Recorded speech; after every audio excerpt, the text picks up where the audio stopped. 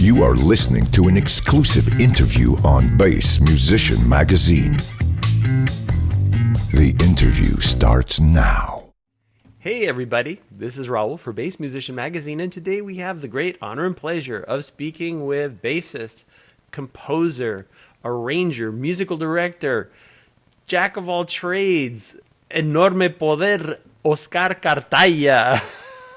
Thank you, and welcome to everyone. We're thrilled to have a chance to chat with Oskar because he's done so much, and there's so much that I think that people should get to know about him. So we always kind of like to start on your journey. How did you get started in music and on bass, Oskar? As long as I can remember, I always say the same thing. I did not choose music. Music chose me.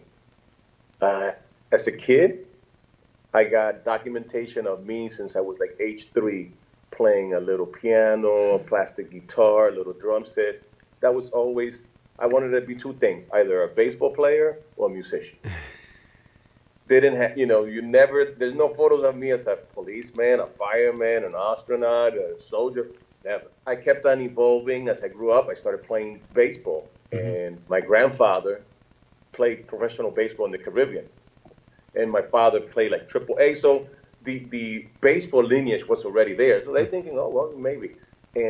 But I got an acoustic guitar for Christmas when I was like 8 years old.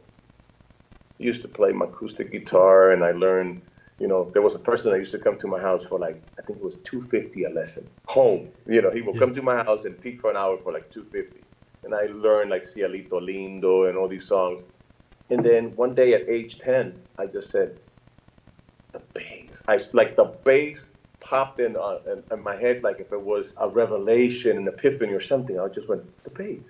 And then I will see the bass everywhere. I'll turn on TV and I'll see guys playing what we know as the Ampic baby bass, which is a very common bass, but it was stand-up and then acoustic. So what I did was I cut off a piece of my mom's broom and I taped it to my guitar so I could play it standing up. I had no idea what I was doing. I just looked cool. So that was the beginning of my infatuation or my pursuit of the world of bass. Maybe like a few months later, my dad was reading the paper and I came up to him and I said, I'm going to be a musician. And he looked at me and he went, okay. And that was it. Kept on reading the paper, and into the day he passed, my biggest supporter ever. It was just, and my family, nobody even played the radio. So it wasn't that I was exposed to music all my life. There was no music. I mean, besides the weekend put on music when people are cleaning and stuff like that. I mean, there was no special inclination towards the world of music. It was just something that little by little I started developing. Well, and originally you were born in New York City, but you had relocated to Bayamón, Puerto Rico. When I was 6 years old, we moved to Puerto Rico. In 1969, my parents thought New York is getting bad. And then we went straight to Bayamón, and I lived there my whole entire time that I stayed in the island. I was in Bayamón. Well, and I think for a lot of people, I would imagine the general population wouldn't know that there is I always called it kind of the pipeline of flow between New York and Puerto Rico, because there are so many Puerto Ricans in New York, and musically, that was also kind of a conduit and a flow, because there was, at the time, you had the strong Latin jazz movement. So in the States, they were calling it Latin jazz. In Puerto Rico, they were calling it salsa. And there was a resistance to an invasion of American music in Puerto Rico. And I remember they used to kind of categorize people. Either you were a salsero or a saoco. Cocolo, or you were a rockero. And that was kind of a despective, like, oh, how could you dare be a rockero? And there was a push by a group of, I'll say, the local musicians to try to bring back música típica and put into play the instrument that people can see behind you, the cuatro puertorriqueño, which is an indigenous instrument that is played in Puerto Rico, 10 strings, octave tuning, kind of a lot smaller than a 12-string guitar, but bigger than a mandolin. So it's a kind of an in-between thing. And they were trying to get that going. And that said, there was so much music happening, even if it's not playing in your house all the time. There was a lot of musicality surrounding people. Oh, well, Puerto Rico per se is one of the most musical cultures. And I'm not being biased because I'm from there, but because I have seen the world several times. Music is an integral part of the culture in Puerto Rico. Wherever you go at any given time, you're going to find anybody from like two drunk guys playing at a little bar and a guitar and somebody singing, to a full-blown band somewhere, to in the strip malls you go, and you can go to Plaza Las Americas, which is like the biggest shopping mall in the island. Yeah. Suddenly you hear a live band playing at noon for no reason. There's like music, and people are like shopping and dancing, and it goes out throughout the whole island. And we have, as you know, what is called fiestas patronales, which is the party or the festivity of the saint of each town. And Puerto Rico having 71 towns, we have 10 days of festivities running throughout the year. Sometimes there's two fiestas patronales going on at the same time. Overlapping. So the lack of music is never, ever, ever found nowhere. You can find something, and this goes from the very, very local beginner talent to the top artists. So when you go to a fiesta patronale, you can have Gilberto Santa Rosa in a local band. You'll have whatever, Danny Rivera, Lucecita, reggaeton. It's the intent and the notion that all of the music is so part of the culture. This is how you get the attention of a lot of the people. So politicians and everybody have used the music specifically as a form of attraction to whatever they want to do. Because wherever you have free music and food, then people will show up. Then you give your speech and say whatever, and they'll listen, but give me some more music and food. And they'll stick around. Yeah, exactly. So it's really something that in the island, a little island of 100 by 35, the importance and the contribution that the island has done to the music scene in general, it's really stunning that such a little place can, come up with so much talent that people go like, wow. Everybody comes from one place. Are you sure? And and it's not the direct lineage. It doesn't mean, by being Puerto Rican descent, even living in other places, also you're already being taken a piece of your culture and the understanding and the importance and everything. So it's not that everything is coming 100% out of the island, but as you mentioned, New York being the place that back in the 40s and 50s, and even before that, the 30s, a lot of Puerto Rico migrated back in the days of like industrial revolution, and they were just going for jobs, and then they stayed there and established. They kept on spreading out. You find Puerto Rican families all the way down in Michigan when the automobile industry was also hiring a lot of people. Today, Florida has become the new New York. So a lot of the Puerto Rican immigrants are going to Florida, and this is even before Maria hit the island. Now that the island was almost decimated by this whole hurricane, the influx of people going to Florida has grown even more. So yes, you have a direct correlation of music, island, and people coming to the States and spreading out all of that in a very curious and unique way that other cultures have not done as much. What impresses me is, as much music as there is, the opportunities for music education are extraordinarily limited. There's a lot of, like you said, street musicians. There's two drunk guys in a bar, or somebody, you save up enough money to get a conga and you go to the beach and you start una rumba, and the next thing you know, you've got people showing up, but not as much training. So you were very fortunate. You got into La Escuela Libre de Música. I was fortunate enough that I went to at that time it was like the only performing arts school in the island. Yeah.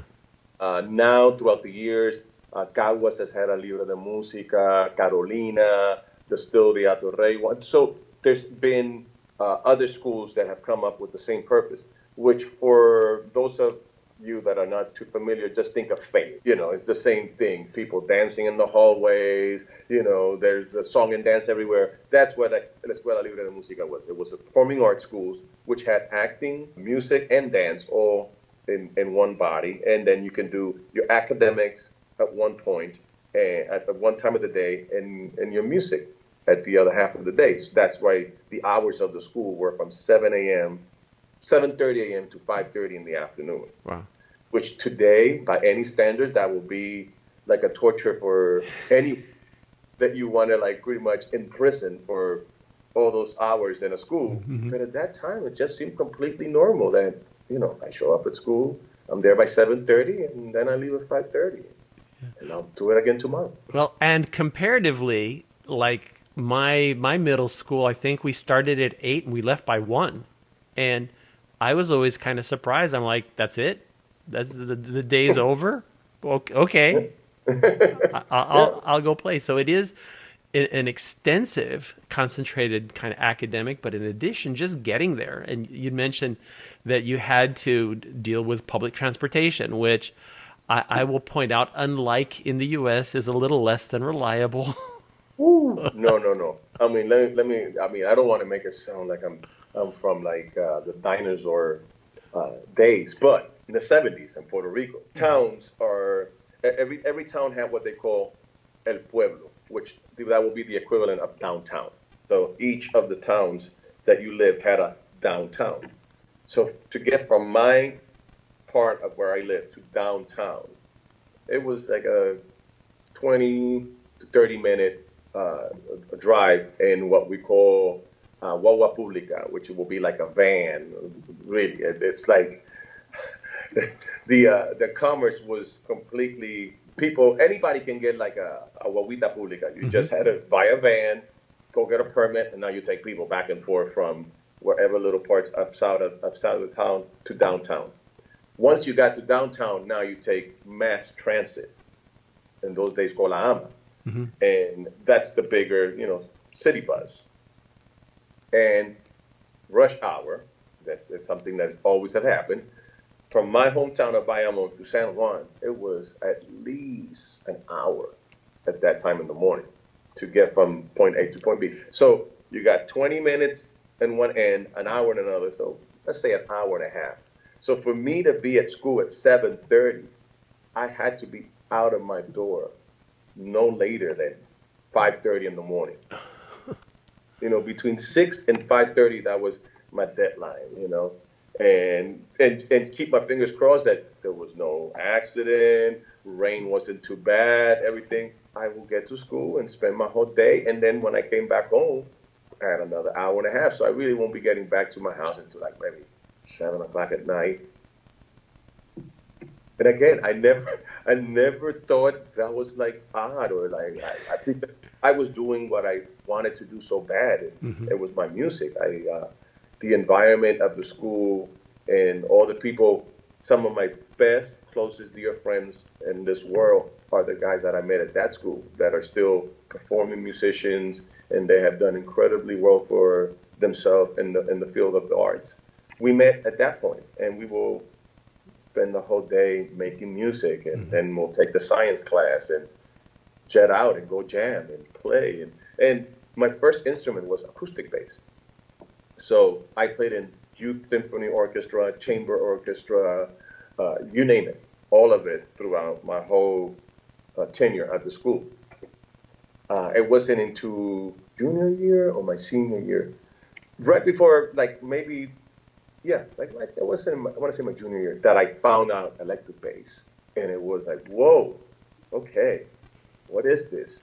And then I grew up listening classical music, and Latin music. Those were the only two genres that I had been submerged completely. And because, like I said, the culture, the families, you walk through a street and everybody in their house is blasting, music. And there's no neighbor calling the police because the radio's too loud in somebody else's house. It's like who has the best stereo, pretty much. Yeah. On a Saturday morning, everybody's cleaning and blasting anybody from Celia Cruz, Tito Puente, Ruben Blades, Trio Matamoro, Los Pancho. It doesn't matter. It was just music. And as a kid, you don't know that you're absorbing all of this, that this is becoming part of the DNA that you're developing for love of something that you'll end up doing. It's funny that when sometimes I've been in situations that I have been asked to play, arrange, do something, and I remember the song from when I was 10 years old, that I heard it at my neighbor's house, and I go, oh, I remember that song. And it's almost, it's a good flashback. It's not like, oh, no, you go like, wow. At that time, I thought, wow, that's old people music. Now it's like, wow, that's a classic. I'm sure it happens to everybody in specific genres or life and styles or cultures, that something that was so part of your upcoming and your youth at some point circles around, and then it becomes like, wow. Yes, I grew up listening to Tito Puente and Celia Cruz, and Willie Colon was, getting started and being like the bad boy, and then eventually at one point I'm in the studio with all of them, and now I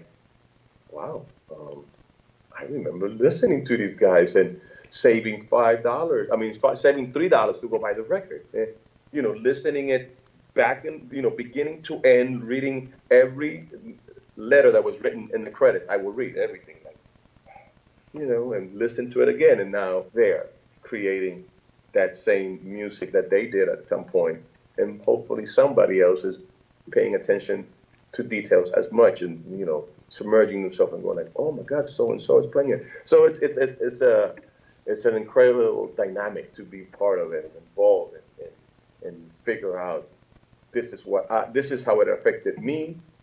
And now this is what I do this, and I hope that I can contribute or affect somebody in a positive way like it did to me. So the cycle continues. It's interesting when you mention the blend of classical music and salsa, because there were even groups, and I think there was a movement in the 70s where they stepped up their game and started bringing in some serious music. I remember Richie Ray and Bobby Cruz. Yeah, hitting the Juan Sebastian and bringing Bach into it. And so here the people are hearing this music, and it's classical, and they don't even know it,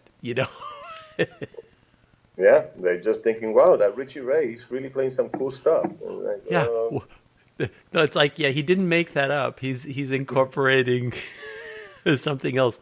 So from the Libre, what was the next step? How did you progress? Well, by my senior year now in high school, I was a full-time musician. I mean, so now not only that I spend the whole day in school, but then after that, I will go and play a gig. So I had gigs starting at 9 o'clock at night, 8 o'clock. I'll get home. First it started like my father said, you have to be here by 11, and little by little it was like 11:30, and then 8:12. So now I'm getting home at 1 in the morning, and I'm up by 4:30 getting ready to go to school again. But I was blessed enough that I bought my first car in high school. That wasn't even given to me. I bought it with my own money. I saved $1,000 and bought my first car. So now I can leave to school like around, 6:30, driving myself. Like, woo, now I'm, it's big time here. I discover the world of jazz and funk. And I remember Soul Train. They used to show Soul Train in Puerto Rico. On Saturdays. Yes. I used to see all these bands. And I even told him when I first met him, I saw Earth, Wind & Fire one time in Soul Train. And now I'm starting to play electric bass, and I have a teacher that is telling me, well, your digitation has to be, make sure you alternate your fingers, 1 and 2. And then I saw Soul Train. and Verdine was slapping. And I'm thinking that he's playing with his thumb, and I go, "Oh, that guy has no technique. What is he doing?" you know. And I kept on saying, "Wow, that's interesting."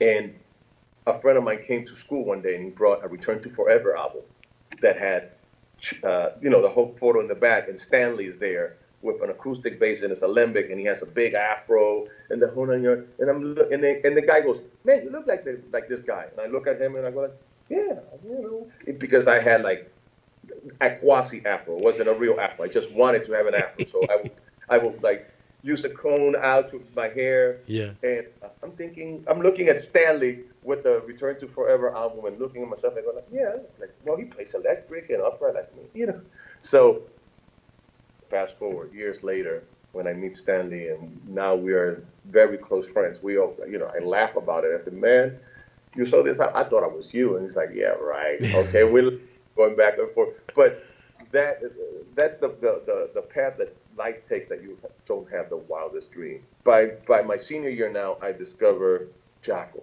I discover Stanley.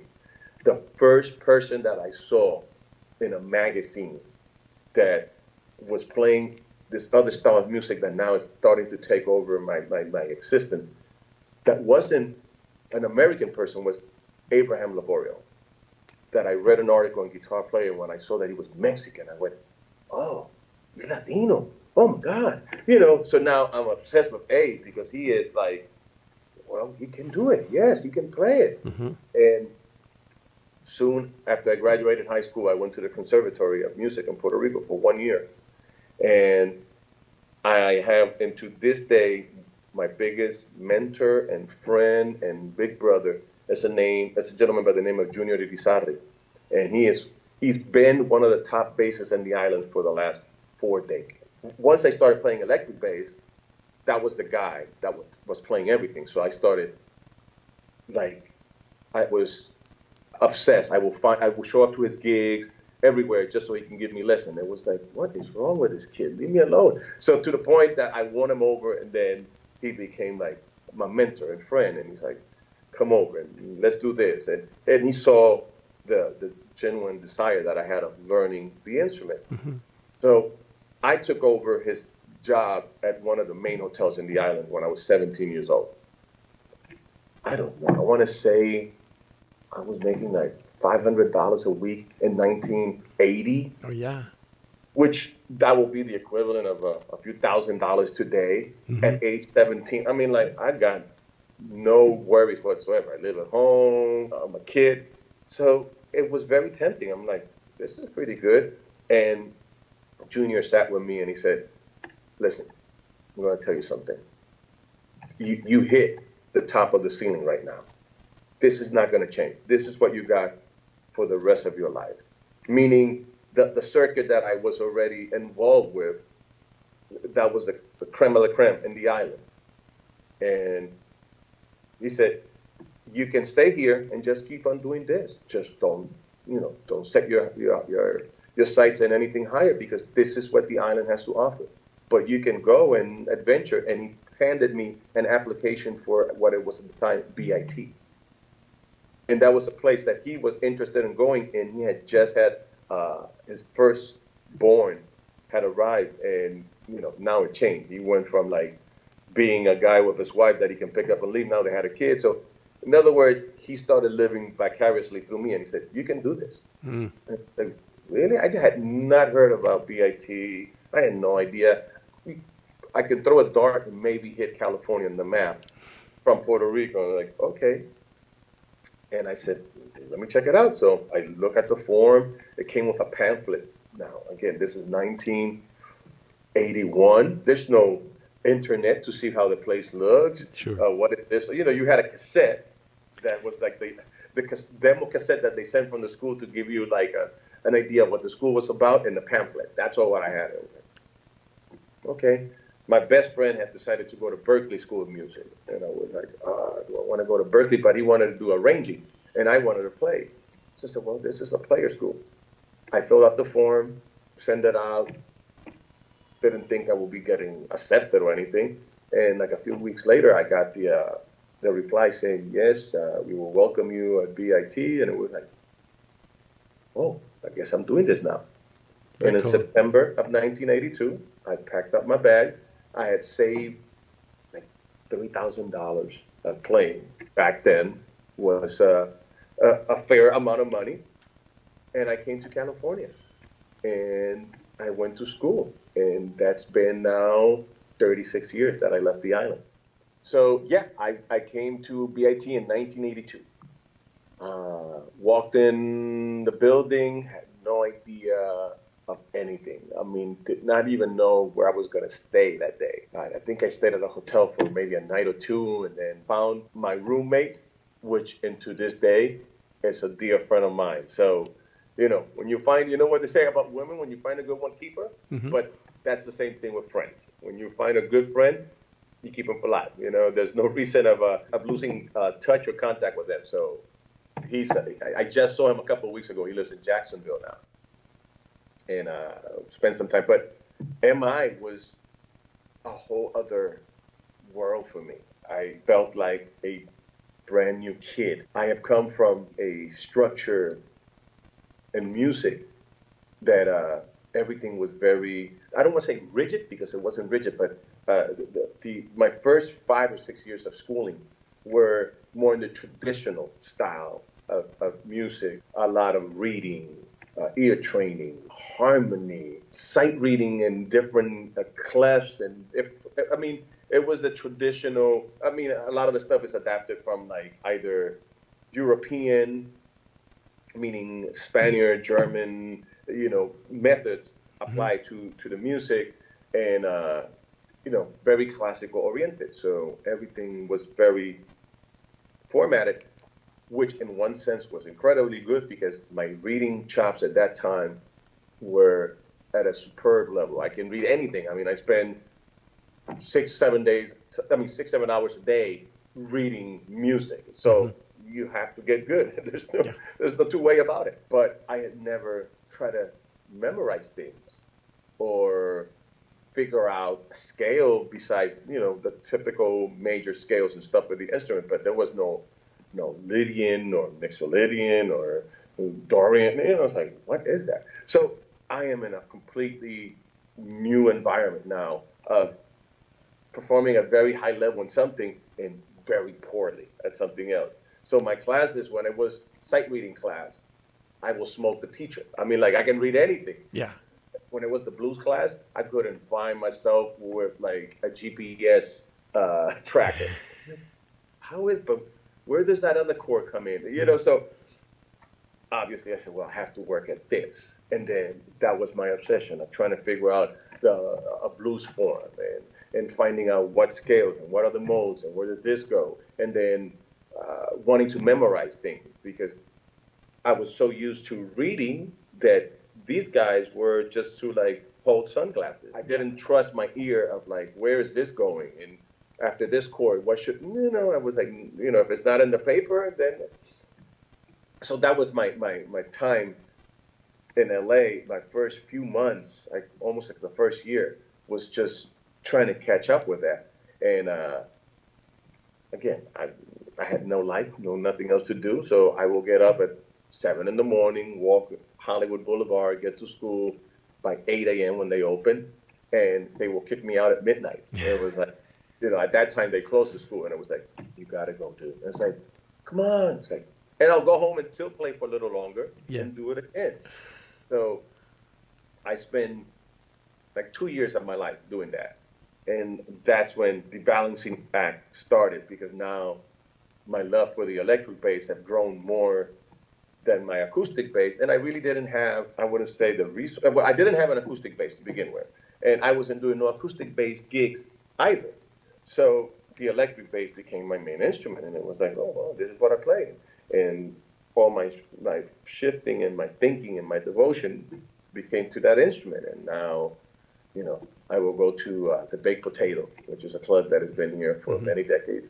And I will sneak in to see A play. At that time, Neil Steubenhaus used to play there a lot too. There was all these guys, Jimmy Johnson.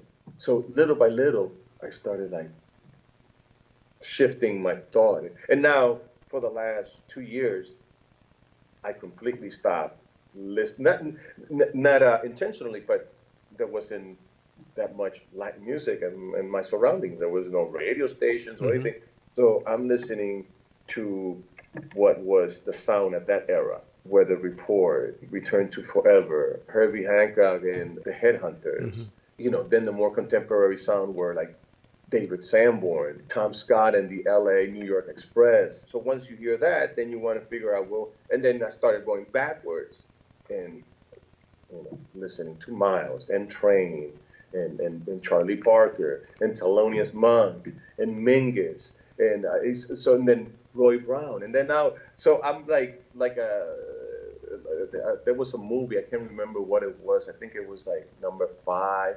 It was a robot movie that he's like a little robot that comes and he's like finding information. He's just it was the early days of the internet and the robot is just going crazy trying Yeah. to figure out things, and he keeps on going until he fries and stuff. So that's how I felt. It's like, what? Where did this come from? Oh, and who was? Oh, these people. Oh, this guy used to play in this band. It's like if you figure out who Paul McCartney is today, and then you start going back, and he goes, oh, there was a band called Wings that he was in. Mm-hmm. Oh yeah, what? Oh, he came from the Beatles. Yeah. So that's the trajectory, the lineage that I started going with, like all the artists that I was finding out where they came from and who did they play before and all this. And so it was a never-ending days. And there were still music stores, so you can go to a Tower Record and spend, endless hours just reading credits and looking and, asking if I can listen to this one, and I'll listen to the whole album in a listening station. Yeah. Yeah. So.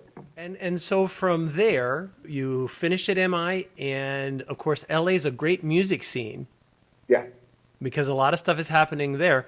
But if I remember correctly, also you'd started kind of hopping back and forth to New York too. Well, what happened was after I graduated from MI, at that time MI was like I think like a year or 18 months. It was more like a vocational school. It wasn't, there was no degrees or anything like that. So with what I had already studied at the conservatory, I finished my course and I was offered a assistant instructor position. So I stayed as a teacher, like a counselor for newer kids, newer people that were coming into the school. And I did that for like a year. And then I got homesick. Now I've been gone for like 2 years. I'm 20 years old because I came to LA, I was 18. And I said, well, you know what? I think I'm going to go back to Puerto Rico. And I was ready to go home. But one of the guys that I had met at MI lived in New York. So I said, you know what? What I'm going to do is I'm going to go to New York, spend a few weeks there, like I can go see people, and then I'll just go back to Puerto Rico. So I called my friend and left LA. I told everybody, I'm out of here. I'm going to Puerto Rico. Oh. And at that time now, I already had met Alex Acuna, Justo Almario. I met Abe. So I was starting to get introduced to gigs. And I started playing with Justo because this kid called John Patitucci, I don't know if you heard of him. John used to play with Justo Almario, and he left the band to go play with Hubert Laws, flute player. And now I took John's gig in a band with Alex Acuna on drums, Justo Almario on saxophone, Bob Nunes on guitar from Seawind, a band called Seawind. These were the guys in town, and here's this 20-year-old punk playing with them. And Abe had referred me to stuff. So by osmosis or by luck or by divine fate, I have ended up in the cradle of the LA music scene back then. Mm-hmm. And I was either too young or too dumb to realize what had been handed to me. And I'm like, I don't like this. So I decided to go to Puerto Rico, but I'm going to stop in New York. And my stop in New York was a 10-year stop. I'd never made it to Puerto Rico. I got there and I started seeing the music scene. I had met in LA, I had met a flute player. Through all this, I have another gentleman that was pivotal when I started playing called Sal Cuevas. And Sal Cuevas is by all means, we can consider him like the Chuck Rainey the Jaco, the whatever you want of contemporary Latin bass. This is the guy that, and anybody from the last 30 years on has been influenced by this guy. He brought a complete approach to the world of Latin bass that nobody had even gotten close. So he started playing slap, he started playing dolo stops, he would play tap, all this stuff in straight up Latin music. And all of us that were starting at that time were going like, what is, who is this Martian? And again, I was lucky or blessed that I met Sal, we became friends, we stayed in touch, and when he came to LA to do a show, I saw him when I was still living here, and I said, man, I'm gonna go to New York this summer. He said, call me, and gave me his number. I met the late Jorge Dalto, piano player from Argentina, incredible piano player. He played with George Benson. He's the guy that plays the intro in This Masquerade. If you ever want to hear, that's Jorge Dalto. I met the late Dave Valentin, flute player. Mm-hmm. So I meet all these people, and they all tell me, hey, man, it's my number. If you go to New York, call me. Go. So I get to New York, and what do? I start calling them. Yeah. So I call Jorge Dalto, I call Dave Valentin. In less than 3 months, I'm on tour with Jorge Dalto. Wow.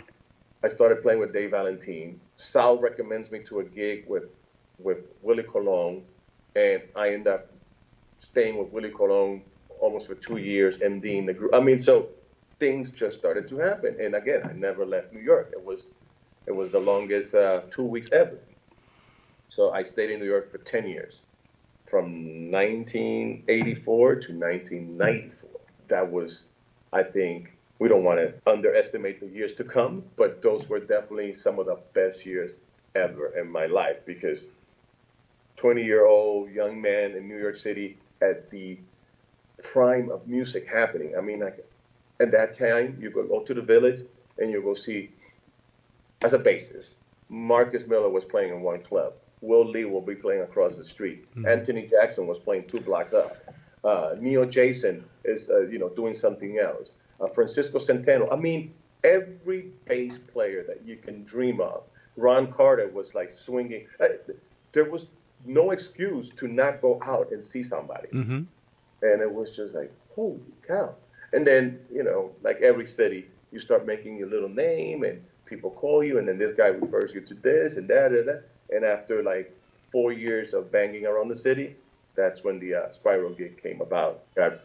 I got referred to, they were looking for bassists and having audition, and they called me up. And it's so common to hear that if you can establish yourself as a good person to work with, that you're predictable, you're reliable, you turn into the go-to guy. There's been many talented musicians that weren't easy to work with that ended up not being as, I think you think of Jaco right offhand. I mean, he got barred from going into a lot of places in New York, and he's Jaco. And you'd go... But the whole thing is like, there's so many things, and this is one of my main subjects when I go do masterclass and clinics and all that stuff, is that there's everything that they will teach you at a school as far as like texts and all the necessary stuff to play music. But there's a whole other sub-world that you learn on your own. Mm-hmm. And it's the interaction, the human part, the stuff that you just have to learn on a day-to-day basis. As far as there's no class of telling you, listen, if you're in a bus with 10 other people and you're going to be there for like a month and a half, there's certain things you should. That's the common sense. Just tells you, you respect people. Yeah. You try to be a good person. And my view always have been, I play, when I'm on tour or if I'm just on stage for 90 minutes, maybe 2 hours. Guess what? The other 22 hours of the day, I'm just Joe Blow. I'm a regular person. So I got to get along with people.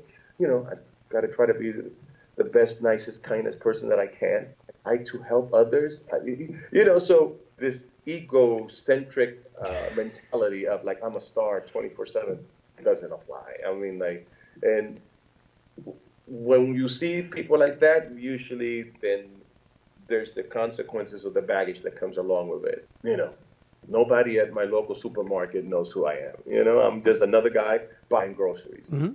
So, yeah, when I get on stage, I have been given a talent or an ability to do something, and it's fine. But that doesn't carry on.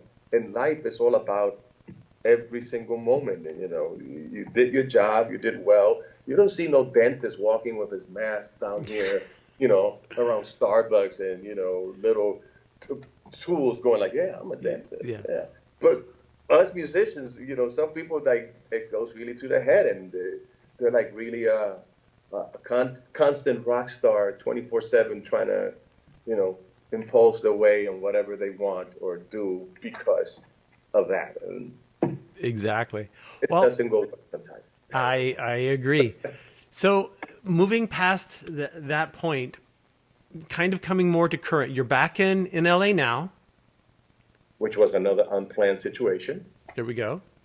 I came for a weekend in 1994, and it's been 24 years now. So I'm not good at planning these things. Whenever I say I'm going for the weekend, that's when people should get scared. Again, I have been in New York because of all the the business that we're in and the people. I will always be coming to LA to perform, play venues here. So I stayed in, and you see your peers around the world. So I will bump into people from LA and New York and in Paris and London and Colombia, wherever so you maintain some type of rapport with everybody. Mm-hmm. In 1994, I was in a relationship, and we had broken up, and I said, you know what, I'm going to take a break. And I came here for a weekend, literally a weekend, a handbag, parked my car at JFK, and just decided, let me just go, because I had a cousin that lived here in LA. I came to visit her. That weekend turned into like 3 months before I even went back to LA. Back to New York to clean house, stuff that I needed. So now my car had been parked at JFK for 3 months. Oh no! When I went back there, my bill was, I think at that time it was like $400 and something. And I couldn't even find it because it had snow. It's wintertime. I came. And I parked the car Thanksgiving weekend, and I didn't go back into like almost March. So it was crazy. And then it was one of those things that when I came that weekend in LA, I bumped into people, and they go, oh man, you in town? Are you back here? And I'm like, no, I just, what are you doing Tuesday? I have a session. Oh, okay. Borrow an instrument to a session. Oh man, you want to do a gig on Saturday? So it kept on adding and adding, and before I know, I was here 2 months playing. I'd been doing sessions. Like, oh Lord, I got to think about this here. And at the time, it just seemed right. I wanted to change everything, mm-hmm. and here I am, 24 years later, still in Los Angeles. There you go. So I guess as that brings us up to current times, what have you got going on right now? What projects are you working on? Well, I'm still in the phase of promoting the project that came out last year, Bajo Mundo. Has been very good for us, opening new avenues and exposing us to different people. Getting a Latin Grammy nomination definitely helped.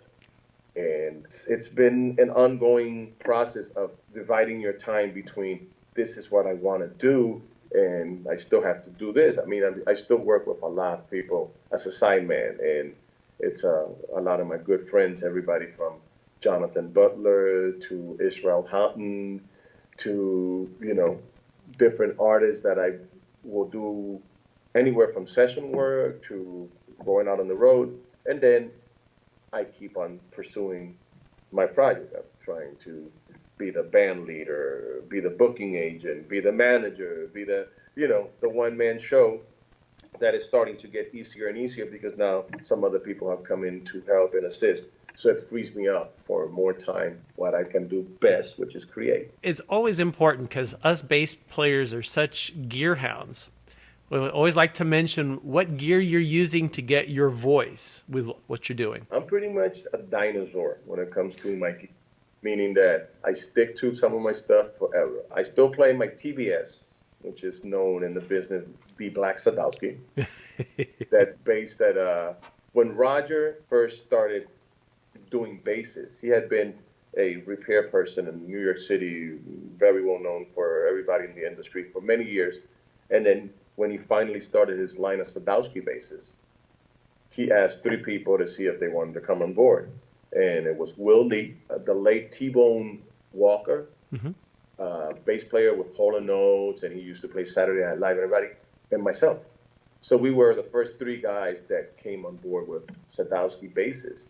And to this day, Will and I are still playing Sadowski basses, and T-Bone passed years ago. But I have an array of instruments, you know, us. Gear acquisition syndrome. Yes, musicians, we are the worst when it comes to like, I can use one of those. Why? I don't know. You know, the eye roll, no not something where you just want one of those. So what do I have in the arsenal? Pretty much everything from, you know, Fenders and Atelier basses and Sires and stuff. But my main instrument is my Sadowski, my Black Sadowski. And then throughout the years, my Black Sadowski was not retired, but I just stopped taking it out on the road and stuff like that. It was like, you know, seeing how air travel is and how much of a nightmare is either way. If you check it in or if you try to bring it on board, it's, you know, the only secure way is like if I buy a seat for the instrument and it's next to me, then is the only guarantee. And a lot of people are not willing to do that. So I got a Metro bass that became like the second in the family of going out. Then after the Metro bass started gaining priority in the family and how it felt and everything, then I got another bass. So I don't know. I have like 6 Sadowski basses that they all have their own specific place on what I do. But my black one being my first, you know, that's the instrument that I have used and everything in the last almost 30 years. And they become irreplaceable, which is just it, because there's not a money value that you could go, you can't give me money to make this come back if you mess it up. That's the main thing with instruments is that once they have become such an integral part of what you do, and you have developed this relationship, almost like mystical, you know, if any musician will tell you about their instrument, there's like whatever or whoever you spend that much time with, you'll discover each other. It stopped being about value, monetary value, a long time ago. Because, common sense tells you a few $1,000s will get you any bass. But it's not about that. It's just this bass will do things certain way, or you already know that by doing this, this is going to happen. That you already figure all of this out. And that only happened one way, playing. I always tell people there's no other way of aging wine than with time. You can try whatever you want, processors, this and that. The only way this wine bottle is going to be 20 years old is with 20 years. That's simple. So I feel like that about instruments, you know. Gotcha. And amplification-wise, you're an Aguilar player? Aguilar guy for a long time now. Known those guys since before there was even a company. Alex Aguilar, which is the founder of the company, used to have a shop. His shop used to be the facing door of Rogers' shop back in the day in New York City. So I would literally go to Rogers on Broadway, come out of the shop and walk 5 steps, go into Alex's shop in front. And, you know, at that time he used to do electronics and pickups and he was experimenting with preamps. And I was his guinea pig. I will be trying, can you tell me how this sounds? Okay, I'll try this. And then eventually he started Aguilar Amplification with Dave Boomshop, which I also knew as a bass player in New York City. Dave at one point was one of the guys in the city playing. And he went into partnership with Aguilar, and that's what we have as the birth of Aguilar amplification. And then one day I said, like, what are we doing here? Hello? And came on board with them and been with them ever since. Are there any other key components, strings, cables, anything that's essential to your sound? Yes, strings. I've been a La Bella guy for a long time. I've been in the La Bella family for the better part of like almost 15, 17 years now, and love, the guys in the company.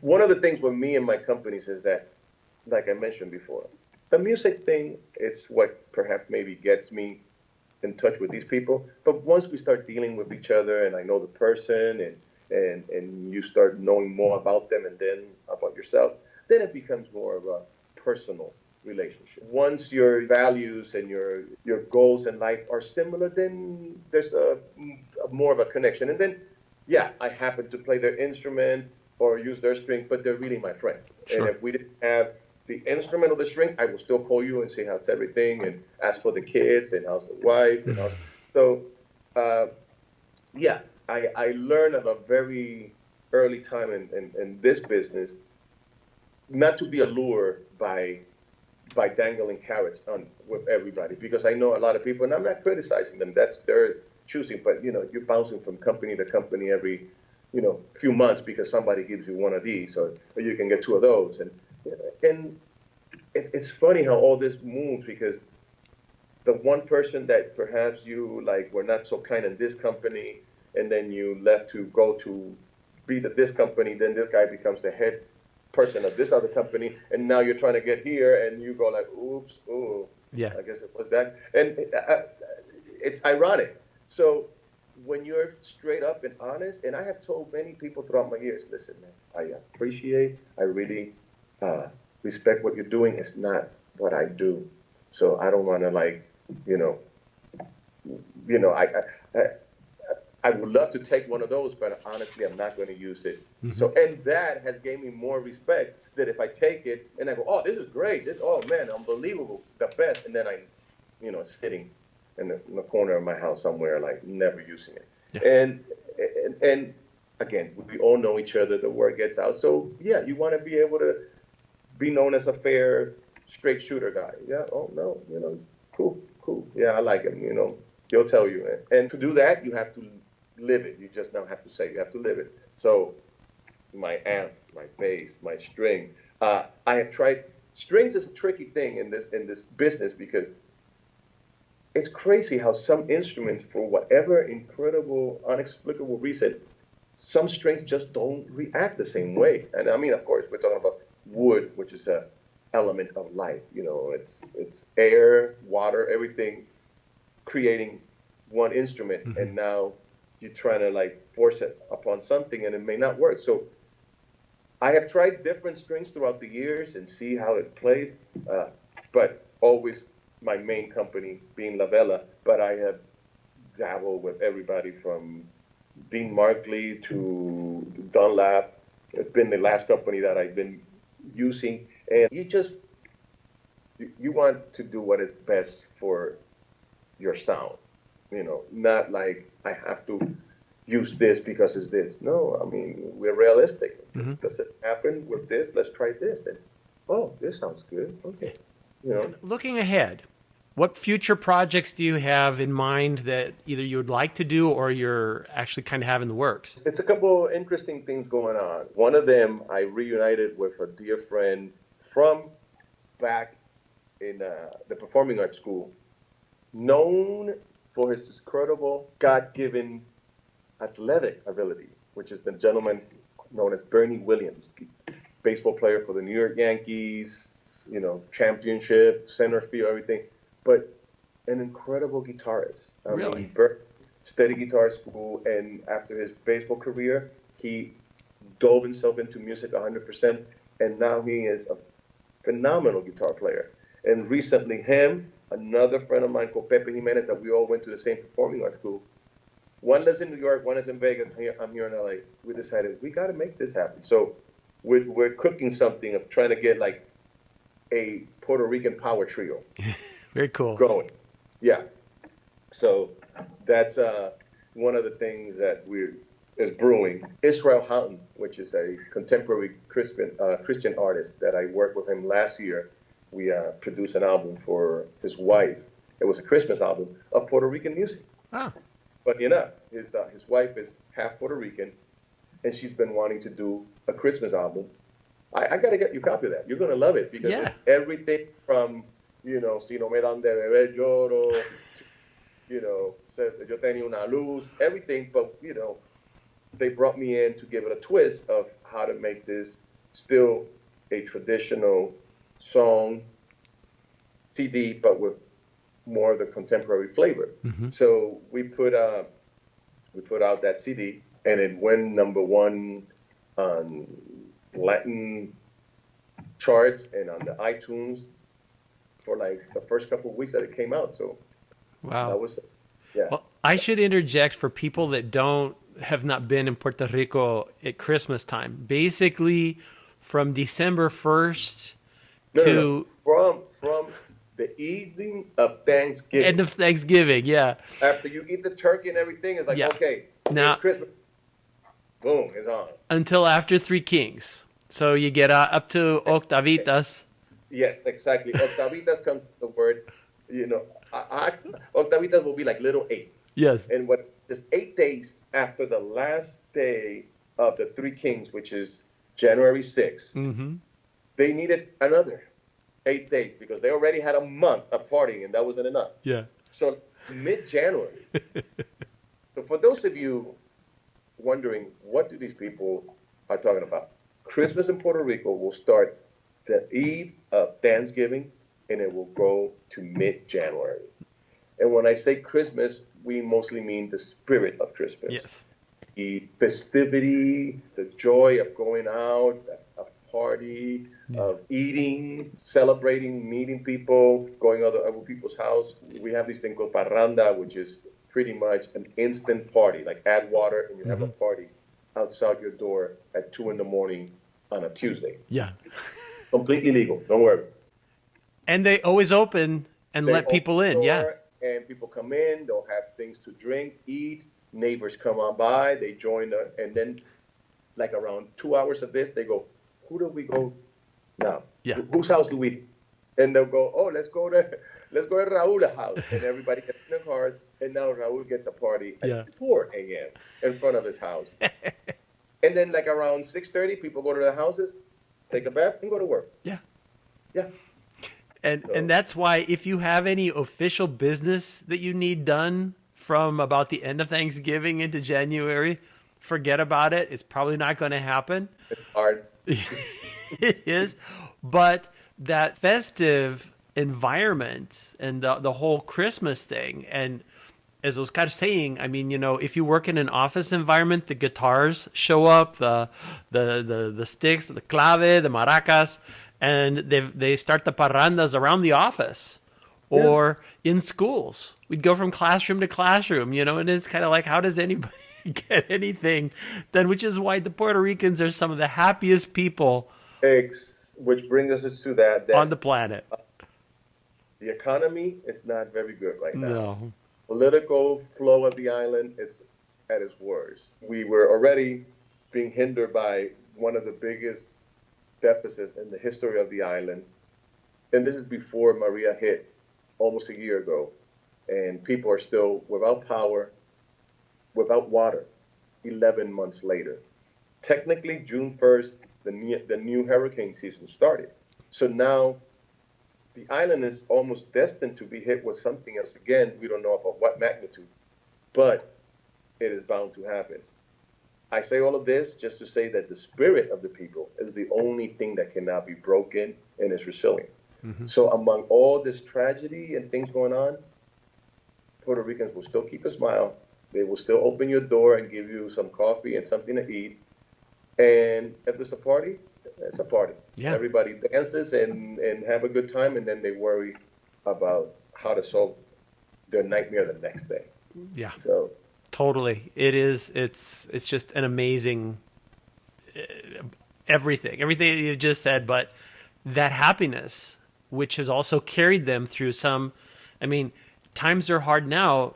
times have been hard in the past as well. Oh, You yeah. know, you think back to the times when they were working sugarcane fields and stuff, and they would still get together and sing bombas en plenas and all this. It's Well, it has become the almost a vehicle or the one thing that they know that will keep them afloat. It's like their lifesaver. It's whatever you want to call it.